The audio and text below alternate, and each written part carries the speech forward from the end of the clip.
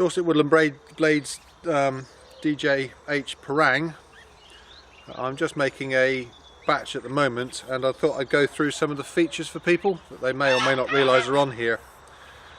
This is one of the blades. It's pretty much finished now as a blade. It's ready to go off the Cerakote, so it's been ground. The temper's been drawn. I've just bolted on one of the handles I've had in the shop from one of the other knives. They all fit. And in this state it's easier to see the different parts of the blade because they're different colours, whether it's been ground or heat treated. So to start with, it's got the bend in it for the parang, which gives you a nice sabering cut. For such a large knife, actually it's got quite a short cutting edge. It only goes from here to here, which is about 7-8 inches. The rest of this up here is handle. So basically you've got the micarta or G10 handle on the end with the big stop, so you can hold it relatively loosely without gripping tight and it still won't fly out of hands. But the handle actually continues down all the way, and actually the whole top of the spine is also part of the working handle. For comfort, these areas have been completely rounded off all the way along, so that you can choke up nice and short. It's very well balanced here. You can get close to the sharp edge here for fine work or for kitchen work. If you put a small lanyard loop round here, and I don't recommend wearing one when you're chopping because you're going to injure yourself. A short lanyard loop there you can put your arm through and rest the knife on. You can then hold the front end of the knife, and the loop takes the weight on your hand, and you can use this again, the tip, for finer work, kitchen work. What a lot of people probably don't realise is there are actually two working edges on this knife, even though most of it's rounded. You've got the main working edge here, which comes out of the shop with a fairly fine convex on it. This is designed for proper jungle use, and obviously if you're an experienced jungle woodsman, you'll finish the edge if you want. Although it is sharp, you might want to micro bevel the front 6 inches for heavy chopping, and obviously keep the back end a little sharper for finer work. That's up to you, but it's got it on there. It comes out, as I say, razor sharp.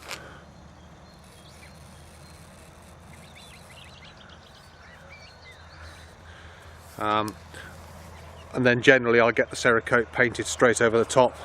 So if you think that it's blunt, because it's only the Cerakote that's covering the top off, as soon as you start using it, the Cerakote will pull away from the edge, and the edge underneath will be perfectly sharp. Or you can obviously take it off yourself. I generally do that because it then protects and seals the entire blade completely until you want to use it, and then from then on, obviously once you've cut through, then you only have to look after the parts of the edge where the Cerakote comes off. It will eventually mark up the sides over a period of hard use and time. So okay, so that's the main cutting edge. Now a lot of my knives also have a scraper edge on them, and the only bit left on here is this top edge. Difficult to see probably. The top edge is actually beveled slightly to give a sharp scraper edge on this side, and then the other side is rounded. Just the very top of this edge is rounded, so that makes it go into the Kydex sheath easier. You can then use this for your ferro rod, so you don't have to use the main blade. I don't have to put a sharp edge where you want to hold. It's also quite handy if you hold it for scraping bark off, again without damaging or using up your main edge. I do have my Nesmux and other ones have a similar scraper edge on the back in places. I say it's slightly sharper than 90 degrees. It's in the hardened tool steel, bearing steel, so it gives a good solid durable edge that you can use for scraping tasks where you don't want to damage or endanger your main edge. Although obviously general chopping you're going to damage the edge eventually, especially in jungle with hardwoods, or if you're in England and you're chopping close to the ground, you're going to hit stones if you're not careful in the dirt. So even a high quality parang with the heat treatment this got is going to need a little bit of tender loving care on the edge after some use. Personally I recommend diamonds. I use DMT quite a lot.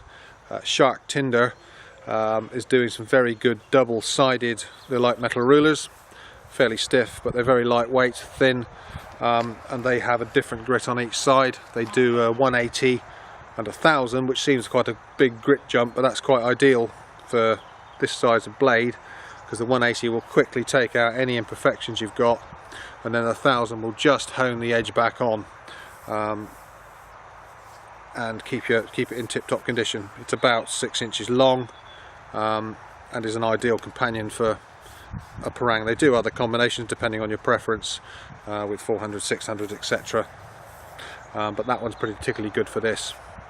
So that's a general run through. As I say, this will get the handle taken off, clean back up, because this one, I test this one out of the batch, so I'm going to go off to the woods in a minute and just check it works as it's supposed to, and the cutting edge is working well. This batch is slightly different from the other ones. It's got a very slightly thinner grind on it, to a slightly thinner edge.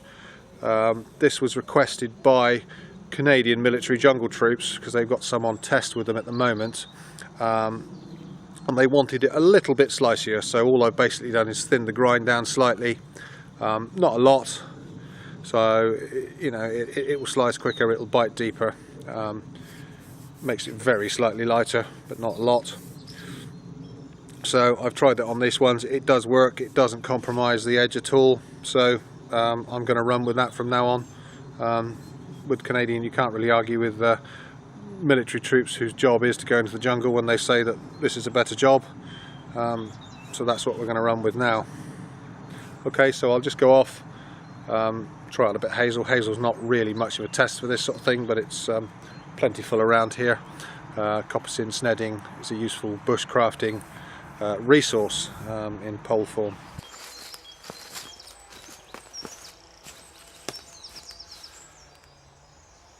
Okay, so we've got some hazel in here. Typical bushcraft site in the UK, you want to clear some back, make some poles for stuff. When you're swinging one of these, you've got nearly 2 foot coming out your hand. You need to be aware of what's around you, because you don't want this thing coming at you. As I say, never use one of these with a lanyard on the handle attached to your hand. It comes out of your hand and swings on the lanyard. The first thing it's going to do is come back to you, and as we know, this is sharp and it will cut you.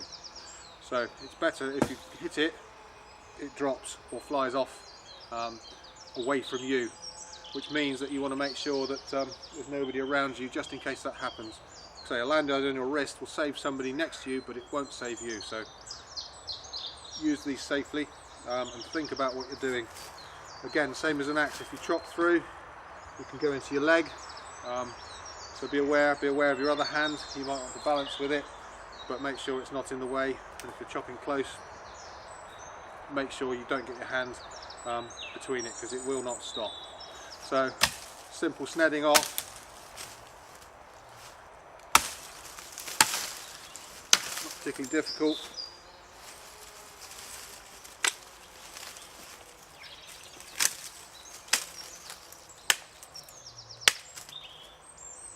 Choke up,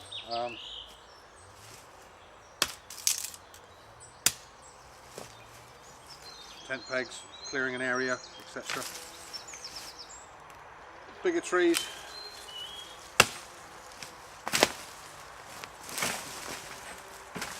okay, footing out the way. There's a bit of barbed wire on the floor here, so be aware of what's coming down. A little bit of tension will help. Okay.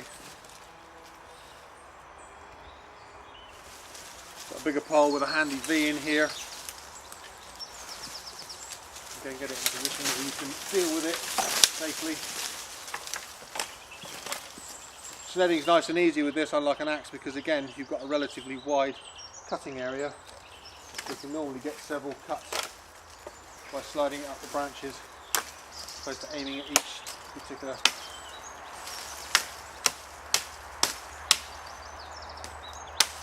Again, cutting this way, be careful, because if it misses it can go through. So these are lighter cuts.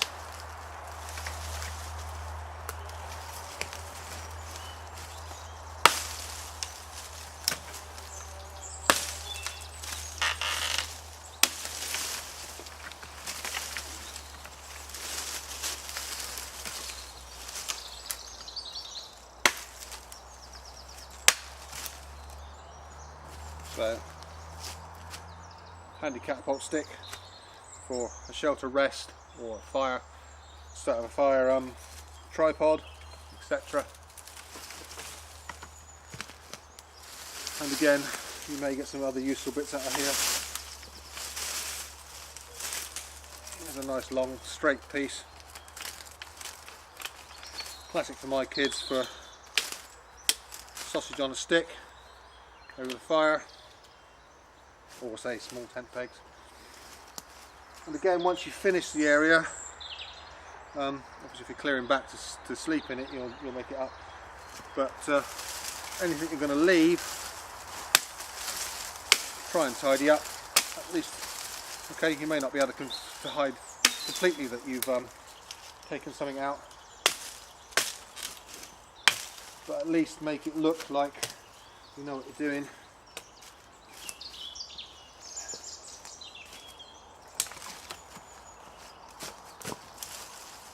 Obviously, if you use the area a lot, this stuff will all die off, and if you pile it up nicely and out of the way, future camps it may become kindling in a smaller starter fire. So, okay, so we've got our two sticks back. Just a quick go with the scraper edge. So say the handle, as far as I'm concerned, extends all the way along the spine. You do have an exposed sharp edge here.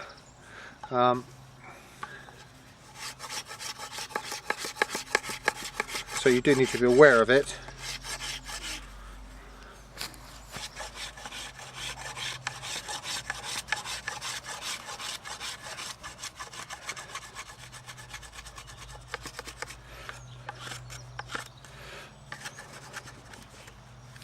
Obviously, if you've got a bigger part, you can use it two-handed, etc. But again, it saves you trying to scrape off with this, which we'll dig in. I can take all the little notches off. And for our nice, really long sausage stick.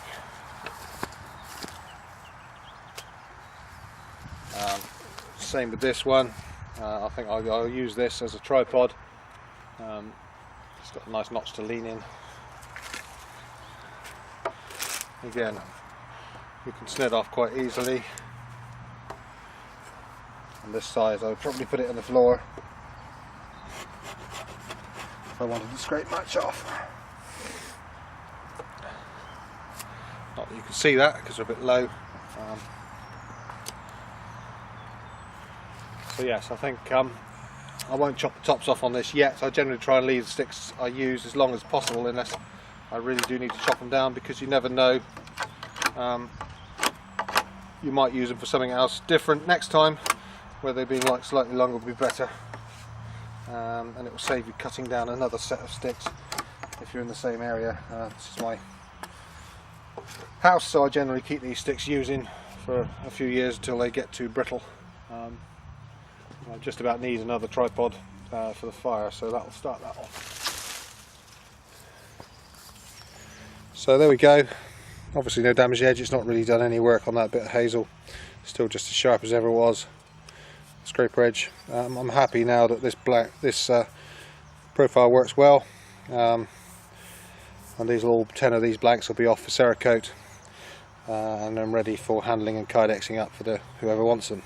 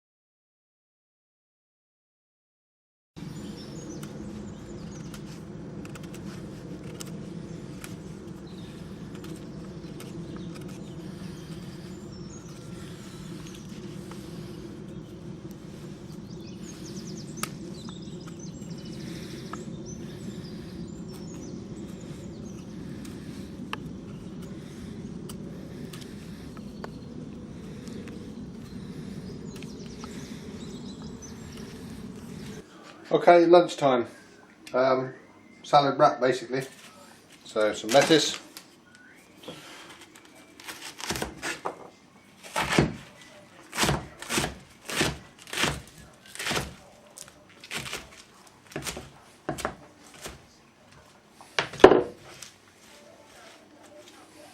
I've here for a couple, I think.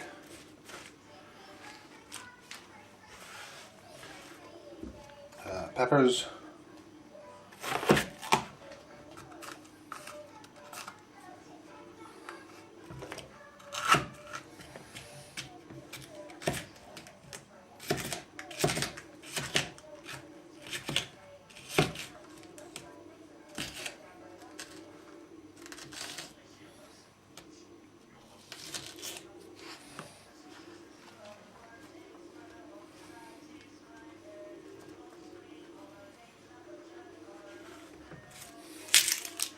Bit of onion just to freshen it up.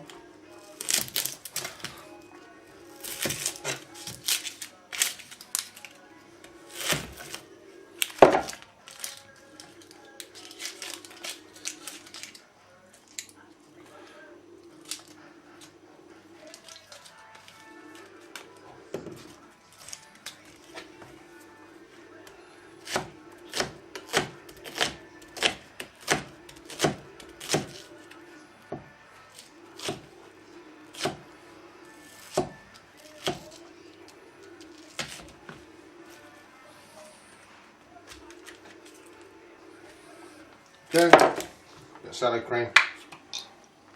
Now, obviously, it's a big, thick, heavy parang, so it's not going to be quite as efficient as a dedicated chopper, vegetable chopper, which is only probably less than a millimetre or a millimetre and a half thick.